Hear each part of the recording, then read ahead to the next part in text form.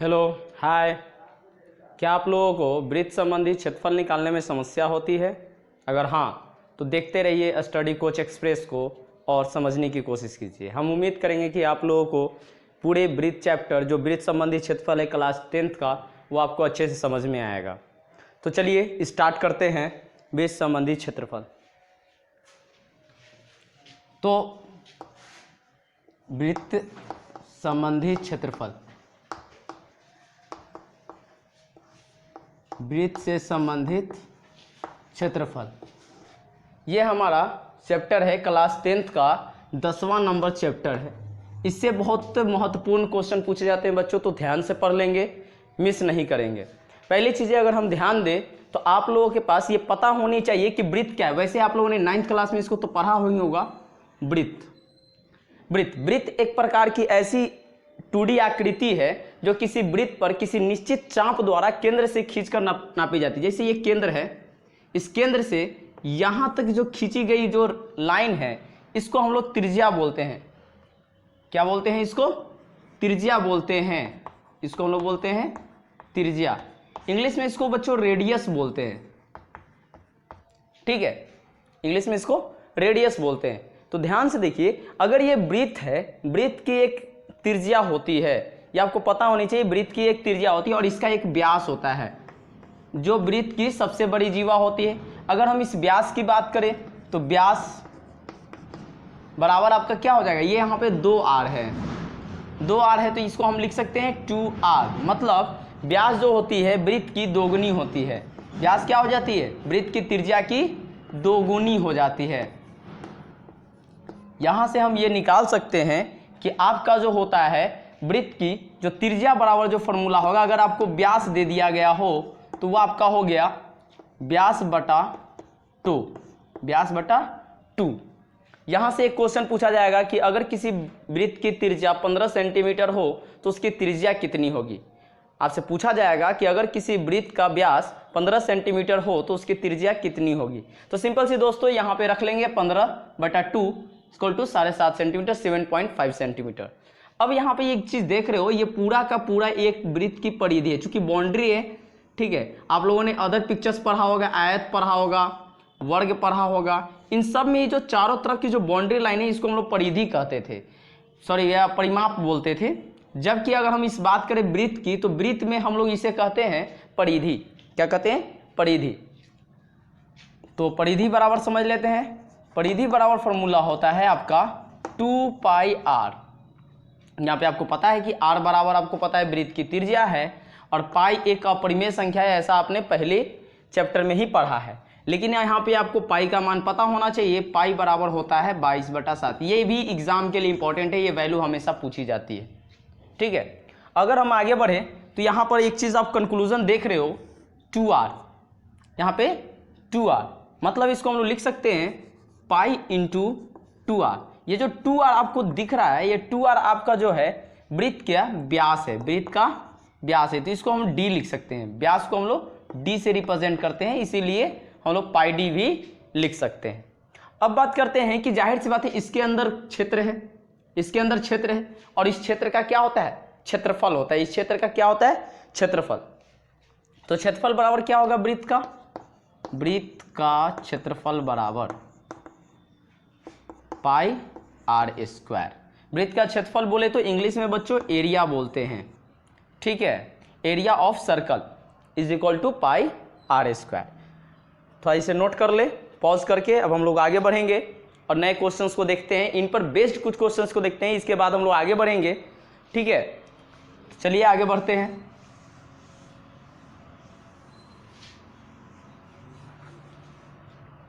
चलिए अब मान लेते हैं एक क्वेश्चन दे दिया है आपको कि एक वृत्त का क्षेत्रफल ज्ञात करें, क्षेत्रफल ज्ञात करें जिसकी त्रिज्या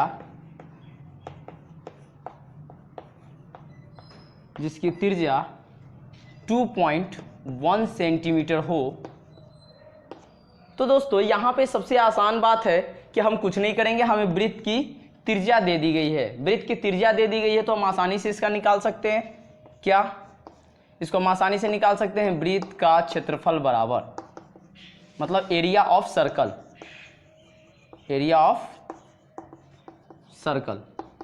ठीक है, यहाँ पे r इज इक्वल टू हमको पता है 2.1 सेंटीमीटर है, तो हम कुछ नहीं करेंगे, पाई r स्क्वायर, बस जैसे फॉर्मूला है बस उस पर पुट करना है हम लोगों को, 22/7 इंटू 2.1 इंटू 2.1।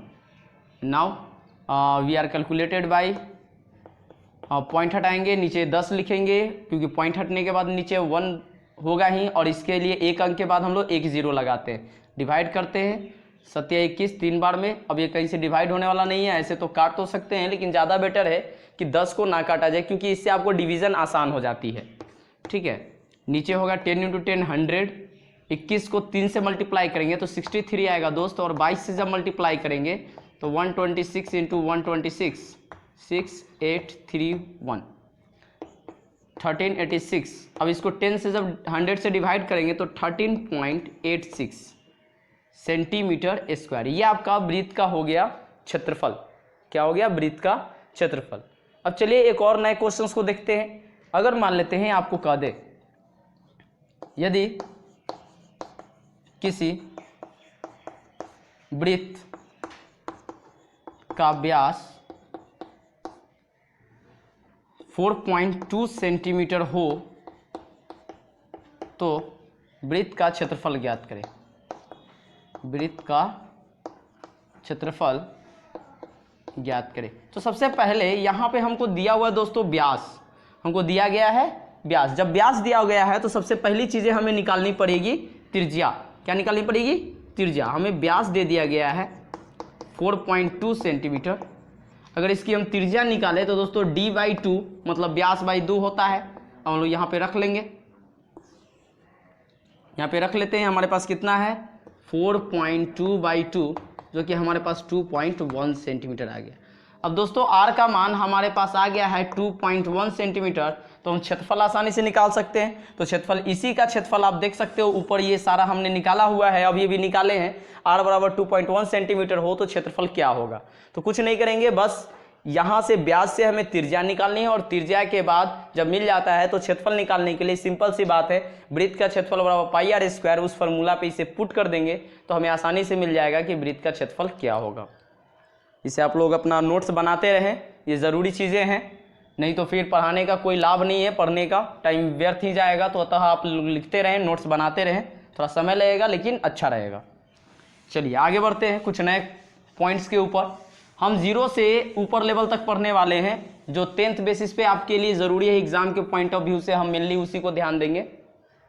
ठीक है, तो चलिए अब अगर मान लेते हैं दोस्त कि अगर एक वृत्त दिया हो और इस वृत्त के अंदर भी एक वृत्त दिया हो जिसका केंद्र एक ही हो, जिसको हम लोग संकेंद्रीय वृत्त बोलते हैं। क्या बोलते हैं?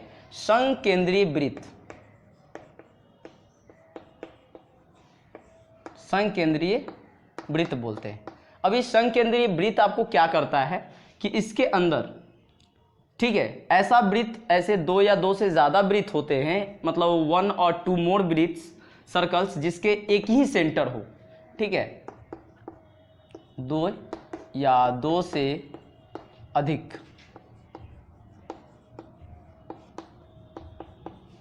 ऐसे वृत्त जिसके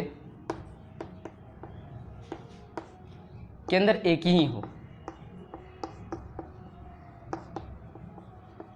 एक ही हो, उसे हम संकेंद्रीय कहते हैं। मतलब ये जो आपका 2 वृत्त दिख रहा है, इसका केंद्र और इसका केंद्र ये दोनों एक ही हैं।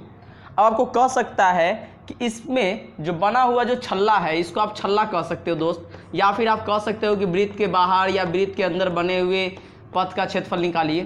तो आप यहाँ पे देख रहे हो, इसका जो एरिया हमको निकालना है, आप यहाँ से यहाँ तक मान सकते हो कि ये बड़ा आर है, क्योंकि बड़े वृत्त के लिए बड़ा आर रिलेट कर लेते हैं और छोटे वृत्त के लिए छोटा आर रिलेट कर लेते हैं। मतलब अगर बड़े वृत्त की त्रिज्या बड़ा आर हो और छोटे वृत्त की त्रिज्या अगर छोटी आर हो, तो इसका क्षेत्रफल बराबर जो फॉर्मूला होगा, जिसको हम लोग छल्ला कहते हैं, वृत्ताकार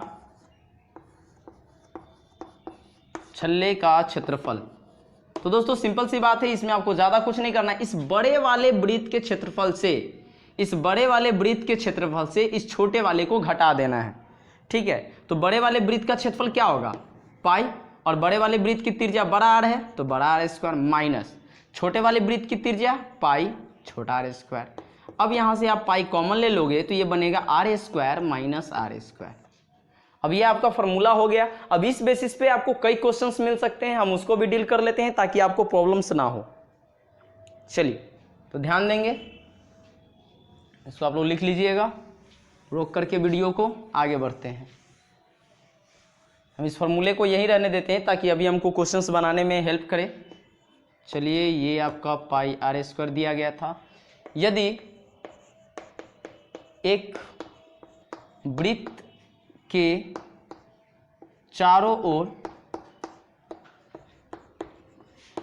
4 सेंटीमीटर चौड़ा रास्ता बनाया गया है,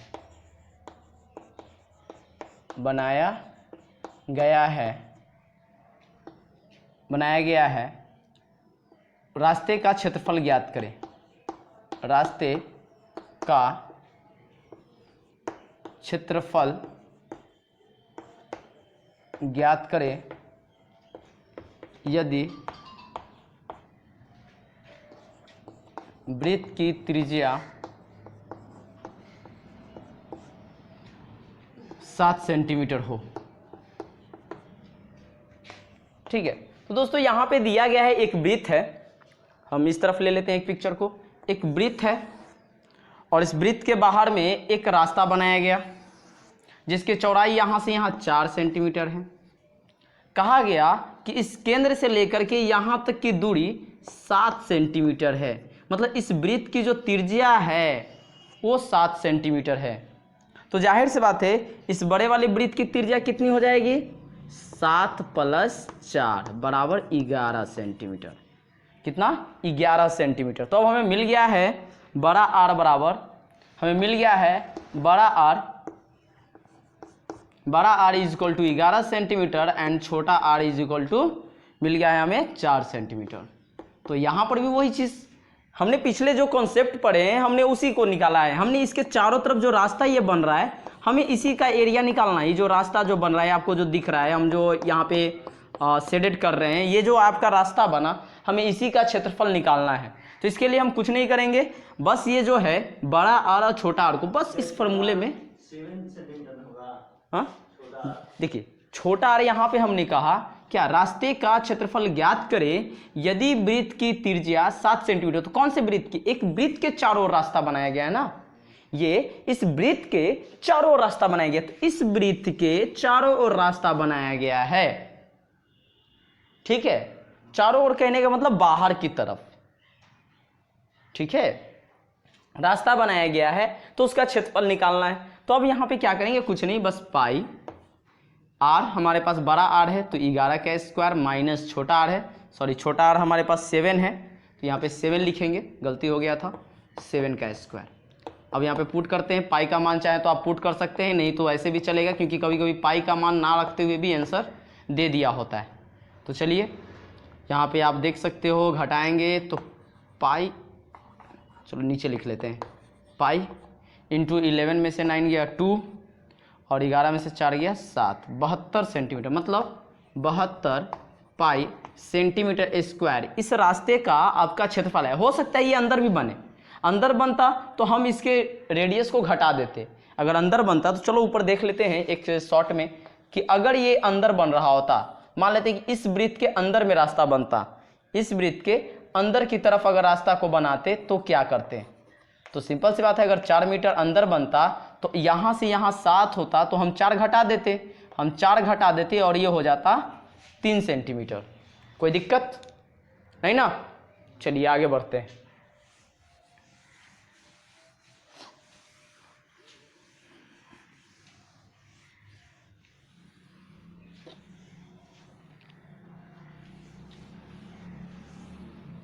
चलिए तो अब हम वृत्त के कुछ और भी महत्वपूर्ण पहलुओं पर बात कर लेते हैं। हमने अभी तक अर्धवृत्त, वृत्त के चतुर्थांश को नहीं देखा है जो कि हमारे 10th के लिए इंपॉर्टेंट है, तो हम उसको भी देखेंगे। अब चूंकि आपको पता है एक वृत्त होता है, ये एक वृत्त है, अगर हम इस वृत्त को बीच से काट दें, अगर हम इस बीच से काट दें तो बीच से काटने के बाद हमें जो मिलेगा ये जो ऊपर का वृत्त, मान लेते हैं कि ये ऊपर वाला या नीचे वाला जो भी है, अगर ये मिलता है तो ये जो वृत्त है जिसको मैंने लाइन से ड्रॉ किया है, कर्व किया है, रंगने की कोशिश की है, तो ये जो आपका क्षेत्र है ये अर्धवृत्त कहलाएगा। क्या कहलाएगा? अर्धवृत्त। अब इसको मैं डॉटेड लाइन के थ्रू ऐसा दिखाने की कोशिश कर रहा हूँ, आपको ज़्यादा समझ में आएगा। तो ये आपका जो ऊपर वाला है ये अर्धवृत्त है। क्या है? अर्धवृत्त, जिसकी त्रिज्या r है। तो जाहिर सी बात है इसकी भी कुछ परिधि होगी, क्योंकि इसका भी आपको बाउंड्री लाइन दिख रहा है, ये और ये, इसका क्या है? ये बाउंड्री है पूरी तरह से। अब इसकी भी बाउंड्री है तो इसकी भी परिधि होगी। ठीक है, तो अर्धवृत्त की परिधि, अर्धवृत्त की परिधि। अब चूंकि आपको पता चल रहा है दोस्तों कि अर्धवृत्त ये पूरा का जो भाग है ये ऊपर वाला भाग आधा है, और पूरा निकालने के लिए हम क्या करते थे? 2πr करते थे, लेकिन अब ये तो आधा हो गया तो आधा करेंगे, प्लस यहाँ पे एक चीज ध्यान देना है कि यहाँ पे ये तो आधा हो गया, लेकिन यहाँ पे ये बाउंड्री में दो त्रिज्याएं जुड़ गई, व्यास जुड़ गया। व्यास क्या हुआ? जुड़ गया इसके साथ।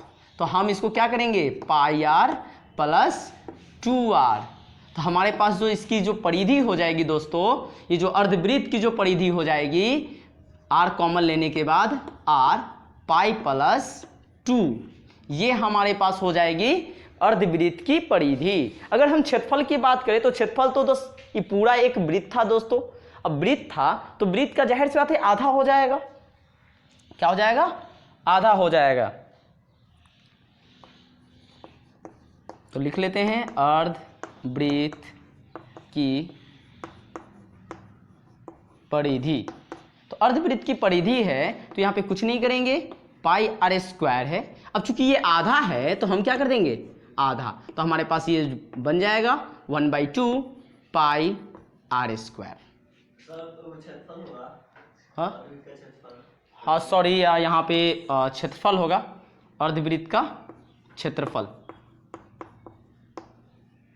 अर्धवृत्त का क्षेत्रफल इज इक्वल टू इतना होगा। अब इस पे हम कुछ देर में कुछ प्रश्नों को भी देखेंगे। ठीक है, तो इसको आप लोग जब तक नोट कीजिए, फिर बात करते हैं। तो चलिए बच्चों, आप लोगों ने इसे उतार लिया होगा। अब हम इस पर बेस्ड कुछ प्रश्नों को देखते हैं कि आखिर के ये प्रश्न कैसे हल होंगे। तो चलिए ध्यान देंगे इसके ऊपर। देखिए हम क्या कर रहे हैं कि आपको फॉर्मूले के साथ कैसे आया फॉर्मूला ये भी समझाते जा रहे हैं, साथ में इस पर जो प्रश्न कैसे आएंगे हम वो भी आपको बताते जा रहे हैं, ताकि आपको एग्जाम्स में प्रॉब्लम ना हो। आप कृपया करके इनके नोट्स तैयार करते जाए ताकि आपको एग्जाम से रिलेटेड कोई भी समस्या ना आए। तो चलिए, हमारे पास एक क्वेश्चन है।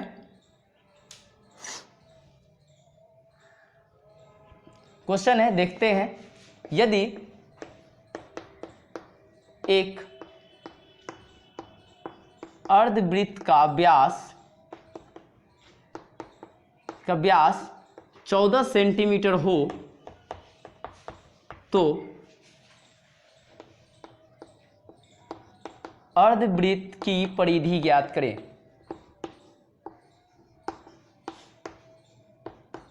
परिधि और क्षेत्रफल ज्ञात करें।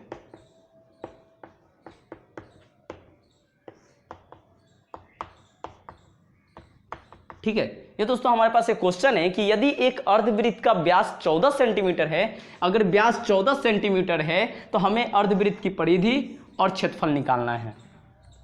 तो आप देख सकते हो ये एक अर्धवृत्त है, ये एक अर्धवृत्त है जिसका हमें आपको दे दिया गया है व्यास, मतलब यहां से यहां तक की लंबाई आपको दे दी गई है 14 सेंटीमीटर। ये इसका केंद्र है। तो पहले दोस्तों हमें इसकी एक त्रिज्या की जरूरत पड़ेगी r। आपको पता है क्यों? क्योंकि आपको फॉर्मूला पता है, आपको अर्धवृत्त की परिधि इज इक्वल टू, आपको फॉर्मूला पता है r इंटू पाई प्लस 2। तो बिना r का तो इसे निकाला नहीं जा सकता। तो पहले हमें r निकालना है, क्योंकि क्षेत्रफल निकालने के लिए भी हमें r की जरूरत पड़ेगी।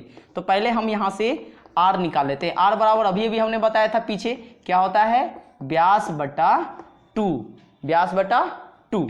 तो ध्यान देंगे यहाँ पे व्यास कितना है 14 सेंटीमीटर बटा 2, 2 से डिवाइड हुआ 7 सेंटीमीटर। तो बच्चों हमारे पास जो त्रिज्या आ गई 7 सेंटीमीटर। अब कुछ करना नहीं है, बस यहाँ पे पुट कर देना है, आर की जगह आर का वैल्यू पुट कर देना है। पाई का मान आपको पता होना चाहिए, अभी अभी हमने बताया था पाई का मान 22/7 होता है, ठीक है। और पाई एक अपरिमेय संख्या है, ये हमेशा पूछी जाती है, ये भी ध्यान में रखें। 22/7 + 2। अब दोस्तों भीम का जोड़ बनाना है जो आपको पता होगा, 7 22 + 14, 7 से 7 डिवाइड हो जाएगा बच्चों। अब इसको अगर हम ऐड करें तो कितना हो जाएगा, 36 सेंटीमीटर। तो दोस्तों ये जो पूरी परिधि आ गई, मतलब यहाँ से यहाँ तक का जो पूरा लेंथ आ गया, ये आपका आ गया 36 सेंटीमीटर, 36 सेंटीमीटर लंबा हो गया। मतलब इसकी जो पूरी बाउंड्री की जो लंबाई हो गई, जो घेरने में जो तार लगेगा, जो घेरने में जो दीवार घेरनी पड़ेगी, जो बांस के खंभे लगाने पड़ेंगे, रस्सी से जो बांधना पड़ेगा, उस रस्सी की लंबाई, उस तार की लंबाई, उस जो भी है उसको घेरने के लिए जितनी भी चीजें चाहिए, उसकी जो टोटल लंबाई होगी वो 36 सेंटीमीटर होंगी। आपका क्वेश्चन ये पूछ सकता है कि एक अर्धवृत्ताकार क्षेत्र है, उसके चारों ओर बाउंड्री करना है, उसके चारों ओर घेराव करना है, परिसीमन करना है, तो उसका टोटल तार की लंबाई कितनी होगी। अगर एक बार तार को लपेट रहे तो ठीक है, एक बार के लिए आपका इतना ही होगा, लेकिन अगर डबल टाइम लपेट रहे तो डबल से मल्टीप्लाई, 3 टाइम लपेट रहे तो 3 से मल्टीप्लाई कर देंगे। उम्मीद है आप लोगों को समझ में आ गया। समझ में आ जाए तो अच्छी बात है, आप हमें कमेंट कर सकते हैं, ना समझ में आए तो। वैसे तो रिकॉर्डेड क्लास है, लेकिन फिर भी हम इसका जवाब देने की कोशिश ज़रूर करेंगे। तो चलिए आगे बढ़ते हैं और इसका वृत्त का क्षेत्रफल निकालते हैं। इसको नोट कर लीजिएगा अपना पॉज करके, ठीक है। तो अब हम लोग निकालते हैं अर्धवृत्त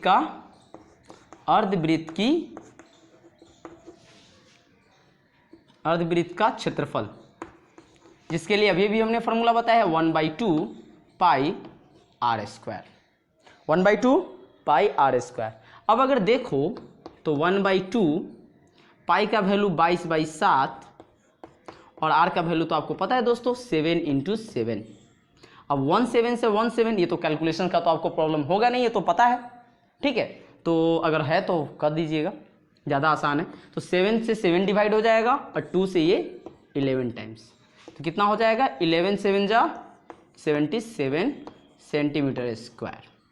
तो ये आपका पूरा इसका ये जो है, ये पूरा इसका ये क्षेत्रफल आ गया। अब यहाँ पे आपसे पूछ सकता है, एक अर्धवृत्ताकार क्षेत्र है, उसमें एक घर बनाना है, उस घर बनाने के लिए पर मीटर स्क्वायर 4 रुपए के चार्ज लगते हैं पर सेंटीमीटर स्क्वायर। तो बताइए पूरे को खरंजा कराने में, ईंट बिछाने में, पत्थर बिछाने में, घास लगाने में, कुछ भी बोल सकता है, तो कितना खर्च होगा। तो कुछ नहीं करना है, बस क्षेत्रफल निकालना है और जितना सेंटीमीटर स्क्वायर पर यूनिट की दर से पूछ रहा है उतना से उसको गुना कर देना है। हम इस पर भी एक प्रश्न देख लेते हैं ताकि आपको कुछ मदद मिले।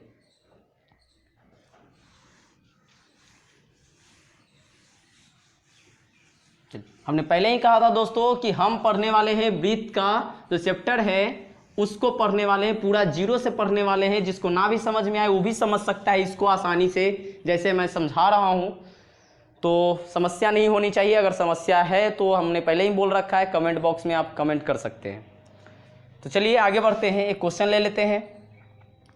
क्वेश्चन है कि अगर एक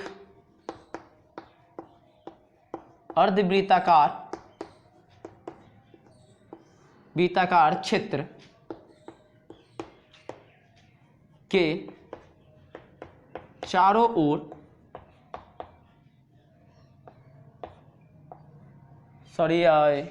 एक अर्धवृत्ताकार क्षेत्र के चारों ओर बाड़ लगानी है। क्या लगानी है? बाड़। अब बाड़ का मतलब आपको समझ में आना चाहिए, बाड़ का मतलब होता है बाउंड्री, ठीक है, या तार लगानी है, जो भी है, अब घेराव करना है, ठीक है, बाड़ लगाना है, जिसके लिए उसे कुछ तार की जरूरत है, जिसके लिए उसे तार की जरूरत है। साथ ही वह खेत के अंदर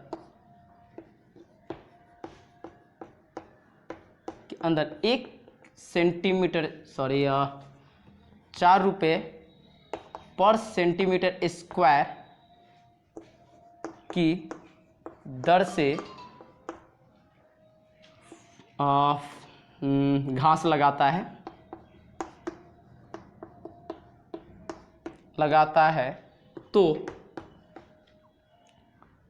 तो आवश्यक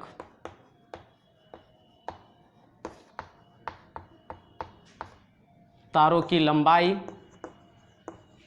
तथा घास लगाने का खर्च ज्ञात करें।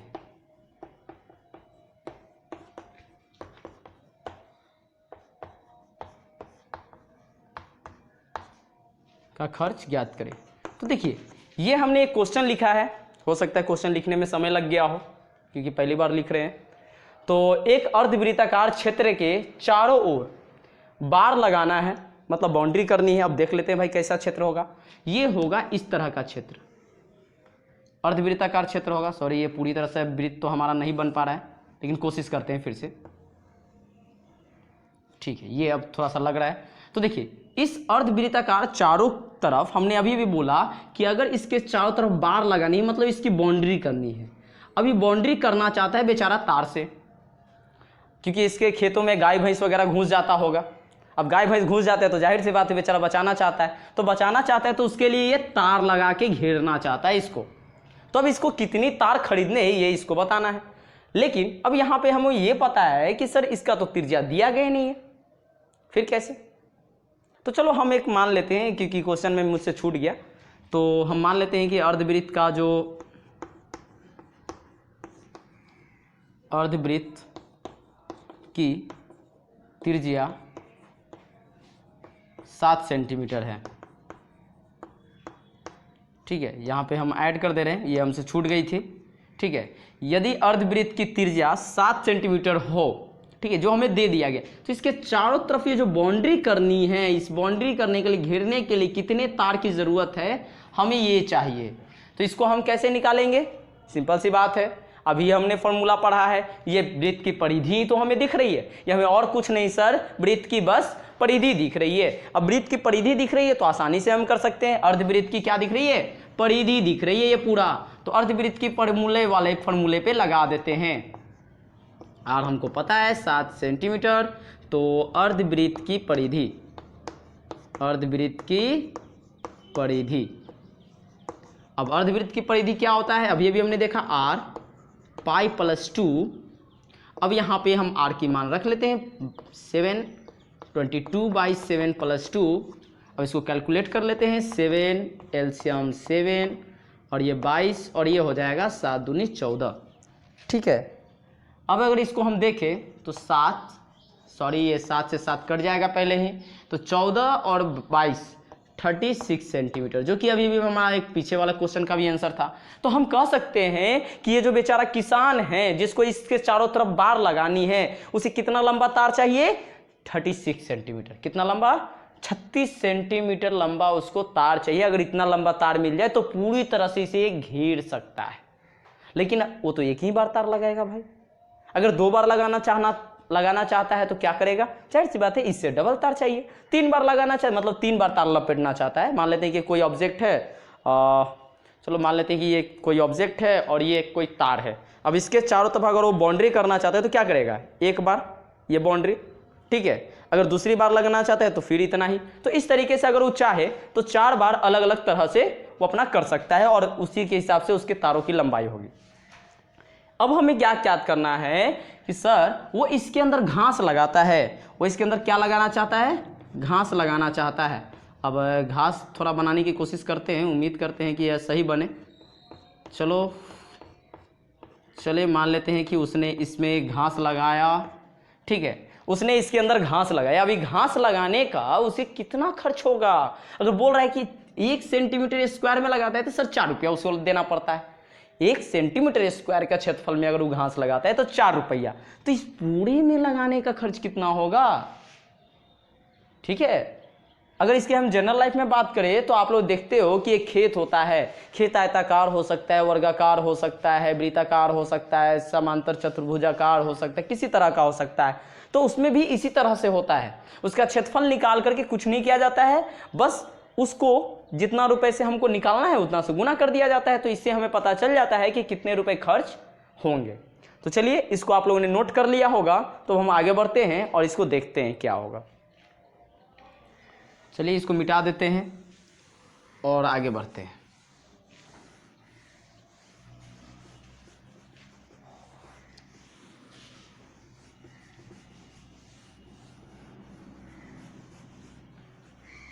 तो चलिए हम लोग इसको अब देखते हैं क्या होगा।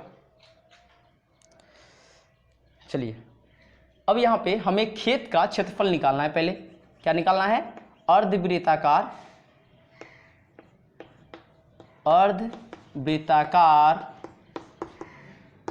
क्षेत्र का क्षेत्रफल। अब दोस्तों अर्धवृत्ताकार क्षेत्र का क्षेत्रफल अगर हमको निकालना हो तो हम इसको सिंपल सी बात करते हैं क्या, चूंकि ये जो पिक्चर है क्या है, अर्धवृत्ताकार ही तो खेत है।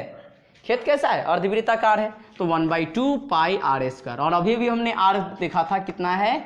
7 सेंटीमीटर स्क्वायर। बस रख देते हैं 1/2 इंटू 22/7 इंटू 7 इंटू 7। देखो आर का स्क्वायर है इसीलिए हम डबल टाइम रख रहे हैं 7 इंटू 7। ये से ये कट गया 11 टाइम्स, कितना आ गया? 77 सेंटीमीटर स्क्वायर। अब आप देख रहे हो चूंकि ठीक है 1 सेंटीमीटर स्क्वायर 1 सेंटीमीटर स्क्वायर घास लगाने का खर्च कितना है? घास लगाने का खर्च कितना है दोस्तों? 4 रुपया। कितना? 4 रुपया। अब जाहिर सी बात है आपने निकाला होगा, एक चॉकलेट की कीमत अगर 1 रुपया हो तो 10 चॉकलेट की कीमत 10 रुपया। उसी तरीके से अगर 1 किलो चावल का दाम 2 रुपया तो 10 किलो चावल का दाम कितना? 20 रुपया। तो उसी तरीके से अगर 1 सेंटीमीटर स्क्वायर घास लगाने का खर्च 4 रुपया तो 77 सेंटीमीटर स्क्वायर घास लगाने का कितना खर्च?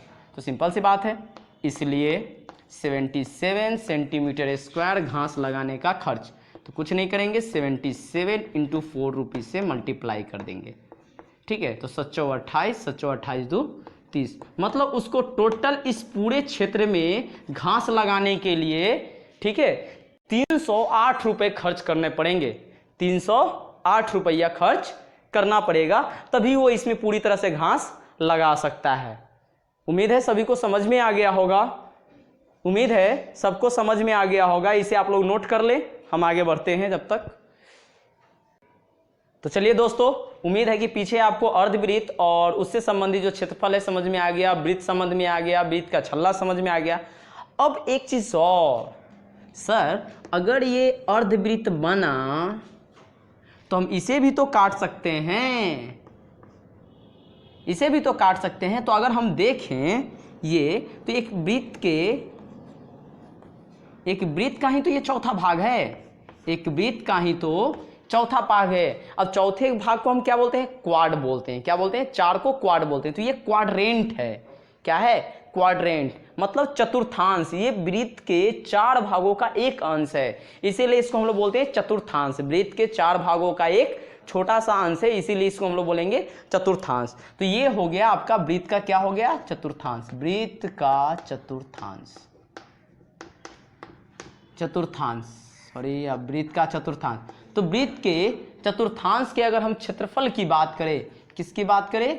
का क्षेत्रफल की बात करें तो क्षेत्रफल क्या हो जाएगा? अब जाहिर से बात है वृत्त का क्षेत्रफल पाई आर स्क्वायर। अब चूंकि ये चौथा भाग है, ये चौथा भाग है तो सिंपल सी बात है 4 से डिवाइड कर दीजिए, तो ये आपका आ जाएगा 1/4 pi R square. 1/4 pi R square. तो ये हो गया आपका वृत्त के चतुर्थांश का क्षेत्रफल जो हमने अंडरलाइन किया है, अर्थात इस वाले क्षेत्र का क्षेत्रफल, ये वाला जो क्षेत्र है इसका क्षेत्रफल आपका आया कितना? 1/4 पाई आर स्क्वायर। अगर आप इसकी भी परिधि निकालना चाहो तो कोई बात नहीं है। अगर आप देखो तो आपको ये क्या दिख रहा है? ये जाहिर सी बात है ये वृत्त का चौथा भाग दिख रहा है, जो वृत्त की परिधि का चौथा भाग दिख रहा है, और ये 2 त्रिज्याएं दिख रही हैं। जोड़ दीजिए, सिंपल सी बात है, ये आपका आ जाएगा। तो अगर हम बात करें इसकी परिधि की तो क्या हो जाएगा? सिंपल सी बात है, ये परिधि का चौथा भाग प्लस 2 गो त्रिज्या है, जोड़ दो। अब ऊपर से 2r कॉमन ले लेते हैं, क्या हो जाएगा? पाई/4 + 1। अब यहाँ पे इसको सॉल्व करते हैं, 2r इंटू 4 पाई + 4, 2 से 2 divide, hence r/2 into pi + 4। ये आ गई इसकी परिधि, यहाँ से यहाँ तक की परिधि। अब इसमें भी क्वेश्चन इसी तरीके से बन सकता है बच्चों, इसमें भी क्वेश्चन इसी तरीके से बन सकता है। एक क्वेश्चन ले लेते हैं, इसके बाद एक क्वेश्चन ले लेते हैं। चलिए इसको मिटा के ले लेते हैं क्योंकि जगह कम है।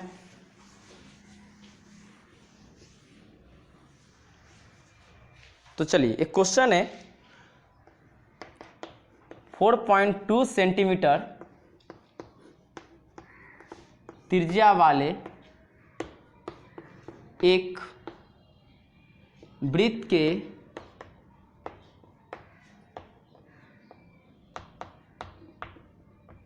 चतुर्थांश का क्षेत्रफल ज्ञात करें। सिंपल सी बात है, आपको क्या मिला हुआ है यहाँ पे, तो आपको मिला हुआ है वृत्त की त्रिज्या। क्या मिली हुई है? वृत्त की त्रिज्या मिली हुई है। तो अब हम r बराबर लिख सकते हैं 4.2 सेंटीमीटर। ठीक है, इसके बाद हमें क्या निकालना है? वृत्त के चतुर्थांश का क्षेत्रफल। चलो समझ में आ रहा है ना? ना है तो बोल देना, ऐसा नहीं है। ठीक है, तो यहाँ पे वृत्त के चतुर्थांश का क्षेत्रफल, अब ये भी हमने पढ़ा, वृत्त के चतुर्थांश का क्षेत्रफल 1/4 पाई r स्क्वायर। चलिए रखते हैं 1/4, पाई का वैल्यू 22/7 और त्रिज्या हमारे पास कितना है? 4.2 सेंटीमीटर। 4.2 इंटू 4.2। अब नीचे डिवाइड करते हैं 10, क्योंकि पॉइंट हटने के बाद नीचे 10 आएगा। अब ये 6 टाइम्स में डिवाइड होगा। अब ये 3 टाइम्स, ये 2 टाइम्स, फिर ये 2 से 11 टाइम्स। अगर देखें तो 11 3 जा 33, मल्टीप्लाई कर लेते हैं। 42 इंटू 33 कितना आएगा? 6 12 6 12 9 6 8 3 1। तो हमारे पास आ गया 1386 बाई 100 सेंटीमीटर स्क्वायर। अगर इसको हम डिवाइड करें तो ये आ जाएगा 13.86 सेंटीमीटर स्क्वायर। तो बच्चों हमारे जो वृत्त का चतुर्थांश का जो क्षेत्रफल आ गया, मतलब इस भाग का जो क्षेत्रफल आ गया वो हमारे पास कितना आ गया? 13.86 सेंटीमीटर स्क्वायर। 13.86 centimetre square. तो बच्चों आज का क्लास हम यहीं पे एंड करते हैं। हमें उम्मीद है कि आप लोगों को ये क्लास अच्छी लगी है। अगर अच्छी लगी है तो चैनल को सब्सक्राइब करें, शेयर करें और कमेंट करें, और अगली बार फिर से इस चैनल पे आएँ और अपने अगले चैप्टर को कंटिन्यू करें। आज के लिए धन्यवाद।